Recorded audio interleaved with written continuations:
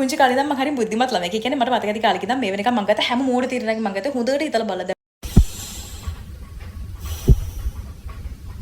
හොඳ උස්මක් ගන්න. බලන්නකො බුද්ධිමත්කම ඔච්චරද කියලා කියනවා. අයිසක් නිව්ටන්ට ඒ කාලේ පයිතගරස් රුබී ඉඳන් ගණන් විද්‍යාව සිංහල ඔක්කොම ඉගෙනුවේ මම තමයි.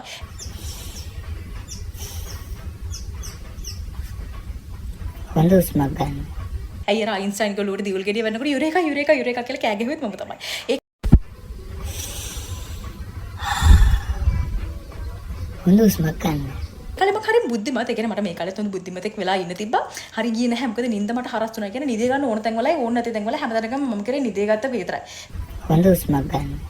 දැන් බලන්නකො එක්සෑම් හෝල් එකේ ඊට පස්සේ ක්ලාස් එකේ ඉගෙන ගන්නකොට ඉස්කෝලේ පාඩම් කරනකොට මේ හැමදාම මම කරේ නිදේ ගත්ත එක විතර. එක්සෑම් හෝල් එකේ නිදේ ගත්ත කියලා කියන්නේ ඉතින් ආය අහන්න දෙයක් නැහැ.